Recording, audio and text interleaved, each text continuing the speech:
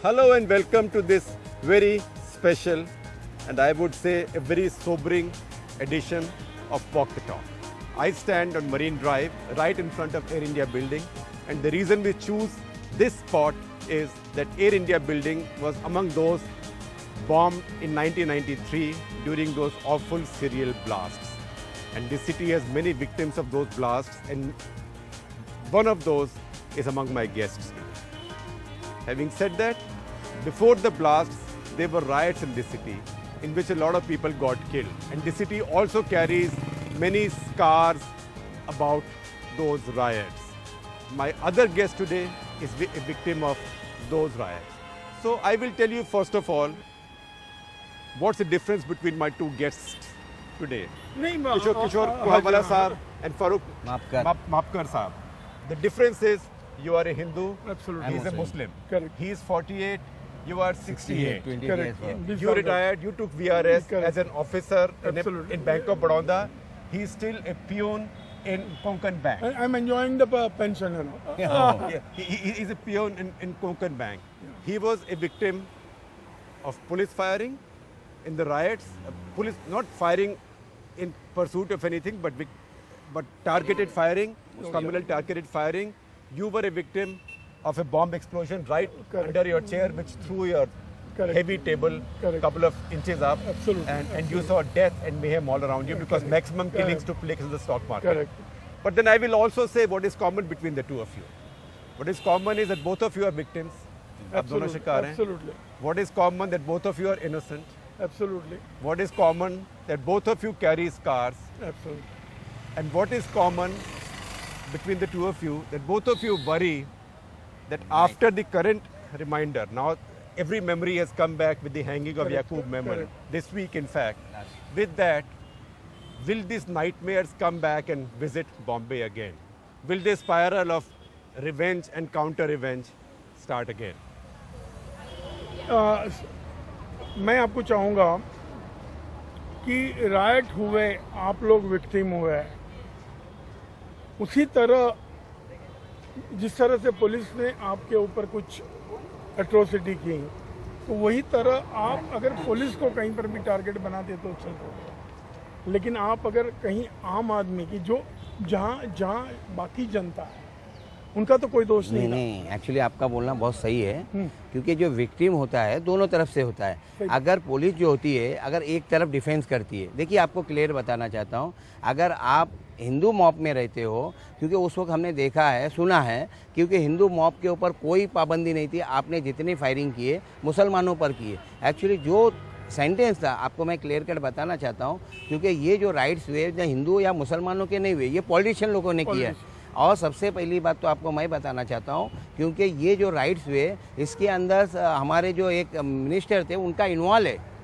लेकिन लोग आज जो सुप्रीम कोर्ट जो है जिस तरीके से डिसीजन दिया है, मैं आपको क्लियर कट बताना चाहता हूँ, क्योंकि आप मुसलमानों को टारगेट बनाया जाता है। आप मालेगांव के ब्लास्ट में आपने मुसलमानों को टारगेट बनाया, आपने अजमेर ब्लास्ट में मुसलमानों को टारगेट बनाया, आपने हर जगह पे मुसलमानों को टारगेट बनाया। लेकिन एक आपको मैं बताना चाहता हूँ कि मैं साध्वी प्रज्ञा हो या असमीनानंदन हो, मैं अगर पुलिस के सामने अगर वो स्टेटमेंट देते तो मैं उनको दोषी नहीं मानता, लेकिन आज के दिन में जिस तरीके से police can get a statement out of anybody. हाँ, आज जो है असीमानंदन ने जिस तरीके का स्टेटमेंट दिया है, उन्होंने जज के सामने स्टेटमेंट दिया है, आपने मेमन को अगर आपने फांसी दिया है तो आपने असीमानंदन का केस इतना लिंगर क्यों किया है? आपकी एनआईए उसके ऊपर प्रेस कर रही है कि उसको बचाने की कोशिश कर रही है।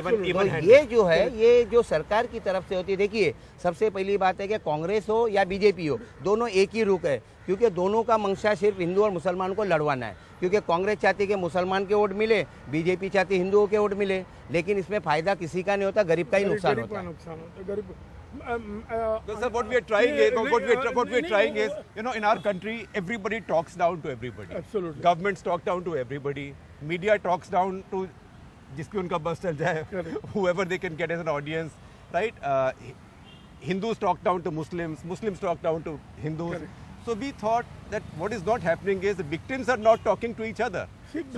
So I am trying to get victims to talk to each other while being an outsider in this. नहीं नहीं एक्चुअली अभी इनका जो है ना, हाँ बोलिए आप। अंडर द सर्कमस्टांसेस जो जुडिशरी है they should be above among the judiciary, whenever the things comes of the same nature, they should not be partial about.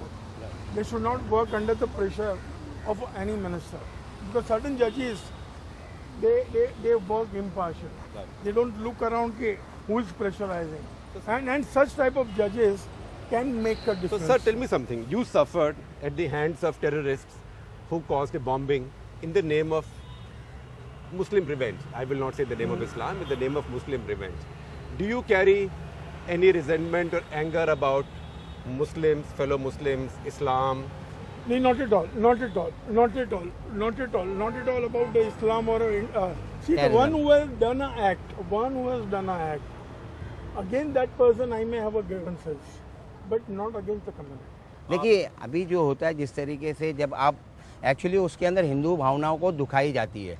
देखिए आपने मालेगांव यानी रेलवे ब्लास्ट हुआ, आपने गलत लोगों को पकड़ा, पुलिस ने उसको कस्टडी दी और उस तरीके से इन्होंने पूरा षड्यंत्र रचा, मुसलमानों को हिंदुओं के बीच में भड़काने का काम किया है, क्योंकि ये मुसलमान दंगाई है, ये मुसलमान ब्लास्ट करते हैं। लेकिन वो लोग छूट जाते हैं। जिस तरह इसके अंदर पूरे के पूरी जिम्मेदारी मीडिया पर भी आती है, क्योंकि मीडिया जिस तरीके से हाईलाइट करता है, एक कम्युनिटी को पूरा हाईलाइट करता है कि ये मुसलमान है, ये दंगाई है, ये मुसलमान है, ये अतिरेकी है, ये मुसलमान है, ये है। तो आप लोग जिस तरीके से आज जो हो रहा है, देखिए आप पुलिस अगर पकड़ती है तो पूरे मीडिया उसको आती है, उनको बताती है कि ये दंगाई है। लेकिन जब वो कोर्ट से छूट जाता है तो कोई उसके ऊपर ये नहीं होता है। सर, आप इनसे पूछेंगे इनकी कहानी कि इनके ऊपर क्या बीती, अपनी आप बीती सुनाएं। नहीं, मेरी इनको आप पूछें। नहीं, एक्चुअली आप जब ये जो हादसा हुआ तो आपको तो एक दिमाग में एक ये रहा होगा कि मुसलमानों ने, एक्चुअली पहले ये तो था ही नहीं मुसलमान, लेकिन आपका जो इंटेंशन क्या था? नहीं, कुछ दिन तक तो मालूम ही नहीं था कि किसने किया। हाँ, एक पहली बात। हाँ, दूसरी बात कि अगर किसी ने भी किया है तो कोई 2-4 जन का काम रहेगा, 8 जन का काम रहेगा, 10 जन का, कि उसके पीछे मास्टरमाइंड में और 20-25 जन रहेगी। लेकिन पूरी कम्युनिटी को दोष देना कोई प्रश्न ही नहीं आता। वो एक चीज। दूसरी बात कि ये होने के वजह से आप मानिएगा नहीं, कम से कम 8 दिन लोगों के चेहरे के ऊपर डर था। लोगों के चेहरे के ऊपर डर था कि कभी भी कुछ भी हो जाए। इवन छोटा सा कचरे का पैकेट भी यहाँ साइड में रहेगा तो वो फोन कर देते थे। तो और घर पे से सभी को वार्निंग थी कि आप कहीं पर नहीं जाएंगे, सीधे घर पे आएंगे।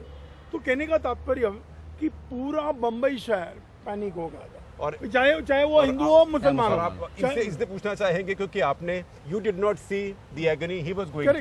नहीं, ये जो कह रहे हैं ना, आपके साथ क्या हुआ ये पूछना चाहते हैं। एक्चुअली हम लोग जो थे, क्योंकि राइट्स जब हुए थे तो हम लोगों के दिल में एक भावना नहीं थी, क्योंकि हमारे यहाँ पर कोई हिंदू या मुसलमान नहीं था। क्योंकि आपको मैं बताना चाहता हूँ, क्योंकि मेरे यहाँ पर जिस हिंदू को गोली मारी थी उस हिंदू को हमने हॉस्पिटल में लेकर गए, और जब पुलिस को ये मालूम पड़ा, आपको मैं बताना चाहता हूँ कि पुलिस जब तक उसको ना हमारे इसमें गिन रही थी, जब उसको मालूम पड़ा ये श्रावण किल्लारी है तो पुलिस ने अपने डिफेंस में उसको लेकर आई। लेकिन पहले उसने क्या की कि वो मुसलमान है इसलिए उसके ऊपर 302 का केस बना ली। लेकिन जब उसको मालूम पड़ा ये हिंदू है तो उसको फिर उसको हटा दिया, उनको हमारे खिलाफ गवाह बना दिए। लेकिन कोर्ट में जब आता है, आपने कोर्ट की भी मैं बात करना चाहता हूँ कि हिंदुस्तान के अंदर अलग अलग मतलब मुसलमानों को इंसाफ बहुत कम मिलता है। आपने मुझे ब्लास्ट के अंदर इन्वॉल्व किए, आपने मेरे पे चार्ज बनाए, मैं छूट गया, लेकिन बाद में पुलिस मुझे तकलीफ देती है कि ब्लास्ट वाला इसको काम नहीं मिलना चाहिए, मुझे हर चीज़ से तकलीफ दी जाती है। इवन नाउ, हाँ, इवन नाउ ये जो होती है, ये जो होती है, इससे हमारे और आपस के अंदर एक खलिश पैदा हो रही है।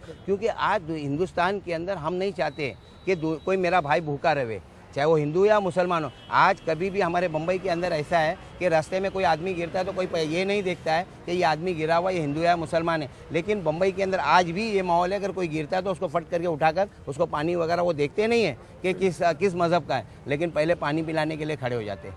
ये हमारे उस दिन की मैं बात कर रहा हूँ कि उस दिन जो लाशें गिरी थी उनको लेके जाने वाला हर मजहब का आदमी था।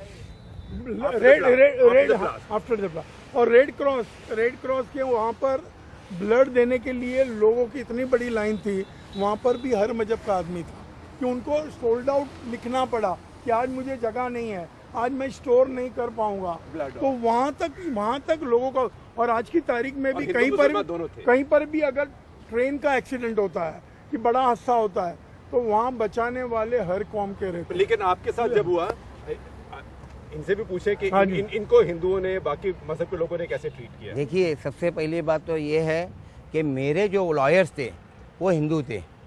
मतलब मेरे लॉयर जैसे प्रधान सर थे, और बिना फीस के काम बिना किया फीस के उन्होंने काम किया है और उन्होंने ईमानदारी से मेरे लिए काम किया है। उनको मैं एक पैसा न देते हुए, वो उनका ऑफिस वीटी में था लेकिन वो भोयवाड़ा तक अपनी गाड़ी में आते थे, अपना पेट्रोल खर्चा करते थे और खुद मेरे लिए लड़ते थे। ये मेरे लिए, क्योंकि मुझे मुसलमान वकील थे ही और साथ में मेरे जो लॉयर थे वो हिंदू थे, यानी मुझे जितना डिफेंस मेरे लिए जो थे, अगर जजेस ने मेरे साथ में किया ठीक है, लेकिन लॉयरों ने मेरे साथ में अच्छा डिफेंस किया, उन्होंने मेरे लिए अच्छा लड़ा है और उन्होंने मुझे वहाँ से निकाला। तो इसका मतलब उनकी वजह से ही आज आप आजाद हाँ। आदमी हैं। ये तो इसका मतलब हर व्यक्ति वैसा नहीं रहता। हाँ, हर नहीं, व्यक्ति हाँ, ऐसा वही- नहीं। There are good people. अगर किसी ने कोई खराब काम किया है तो पूरी कम्युनिटी नहीं Also, खराब sir, होती। madness is a matter of the moment. बराबर, absolutely Madness is a matter of the moment. Correct और आज के डेट में हमारे यहाँ पर जो Except a terrorist attack which is pre-planned. Correct. और ये जो प्लान हुआ है, सबसे पहली बात है श्री कृष्ण कमीशन ने जो ये किया था, उनको सही तरीके से, अगर उनके पीछे राइट्स के ऊपर क्यों हुए, अगर ये भी होती तो शायद और अच्छा होता। जिस तरीके से राइट्स हुए उसके बाद ब्लास्ट हुए, लेकिन हमारी सरकार की लापरवाही। देखिए, सबसे पहली बात है, मैं आपको बताना चाहता हूं कि कांग्रेस सरकार ने मुसलमानों से ये वादा किया था कि हम आने के बाद हम श्री कृष्ण कमीशन को इम्प्लीमेंट करें, लेकिन अगर पुलिस वाले ही हमारे पे अत्याचार करेंगे तो हम किस पे भरोसा करेंगे। Then who will और आज आपको बताना चाहता हूं कि 26/11 में जो हुआ ये भी एक साजिश थी, क्योंकि 26/11 में हेमंत करकरे को मारा गया और मारने की साजिश पूरी लोगों ने की, क्योंकि हेमंत करकरे जो थे, इन्होंने साध्वी वगैरह प्रज्ञा का इन्होंने पूरा केस निकाला था, जिसकी वजह पूरे हमारे मोदी साहब ने उनके एक दिन पहले पूरे भारत बंद का ये रखे थे, लेकिन आज जब वो मर गए तो उन्होंने 1 करोड़ रुपया लेके गया, उनके बीवी ने वो रिफ्यूज़ कर